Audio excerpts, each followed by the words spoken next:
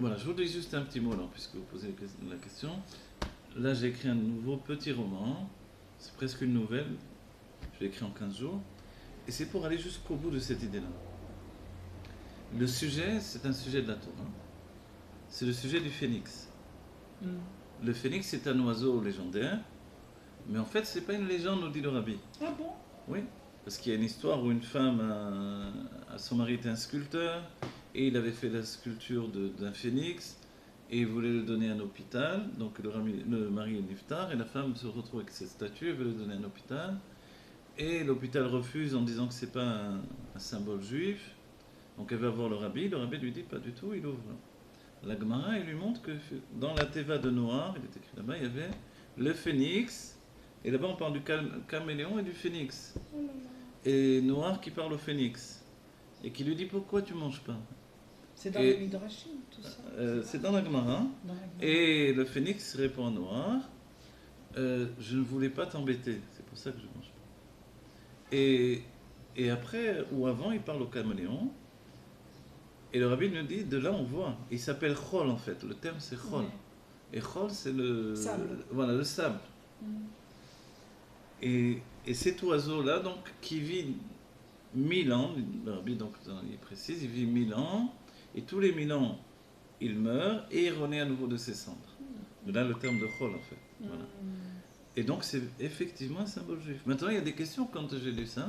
C'est une image. C'est pas une image justement, les commentateurs discutent comment ça se fait qu'il parle de ce phénix.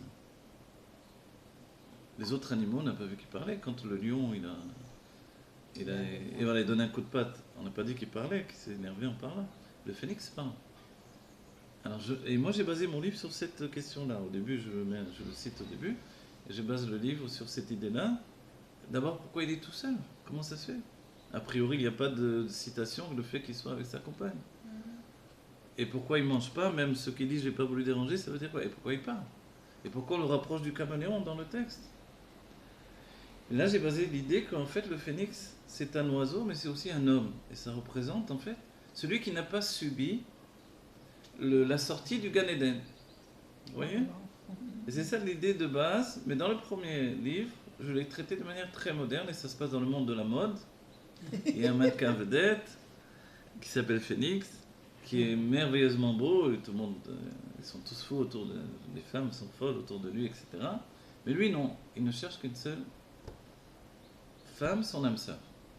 Et tout le roman c'est ça, jusqu'à la fin où effectivement il se retrouve avec son âme sœur, et en fait il était tout le temps proche de lui. Et le roman rapporte ça.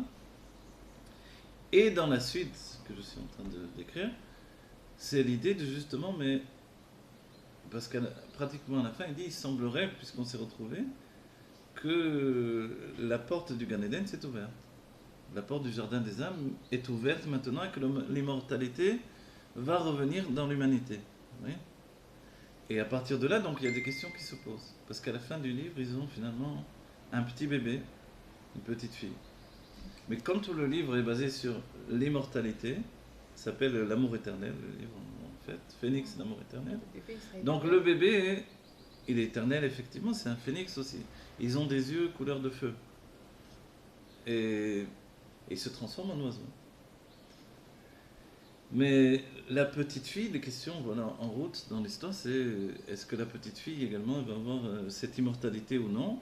Mais la grande question, c'est aussi et l'âme sœur de la petite fille voilà, dans ce cas-là. Pas Phénix, elle était Voilà, Phénix, hein. puisqu'elle est née, de son père et de sa mère qui sont les deux uniques qui se trouvent dans le monde. Et à partir de là, c'est le moyen pour moi d'intégrer ces idées de vie éternelle et etc. etc. Voilà. Bon, après, Avant le péché. Bon, voilà. Donc, le premier tome, il est bientôt téléchargeable. On peut même l'envoyer. Et la suite arrive. C'est un tout petit livre, alors écrit en 15 jours, mais c'est important. Vous voyez ce que. Mon idée, c'est vraiment de nous. Moi, le premier, c'est une manière de poser des questions et de trouver des réponses au fur et à mesure. Parce que c'est une manière de l'Eidbonen et de donner à chacun dans le monde d'aborder ces sujets-là. Je vous signale entre nous que quand on voit dans l'histoire de l'humanité les livres qui parlent d'immortalité, c'est souvent des gens maudits, des vampires, Or, ici, voilà, ou même des anges déchus, des trucs comme ça. Ici, non, je parle d'êtres qui ne sont pas maudits du tout, au contraire. Évidemment, se pose la question pourquoi pendant des siècles ils ne se sont pas retrouvés. La réponse elle est simple, pour ne pas continuer l'immortalité. Et du moment où on leur permet de se retrouver, c'est que ça y est. Ah ouais. Le monde se prépare à l'immortalité du corps. Et c'est ça le sujet du livre. Intéressant de lire. Ouais, ouais.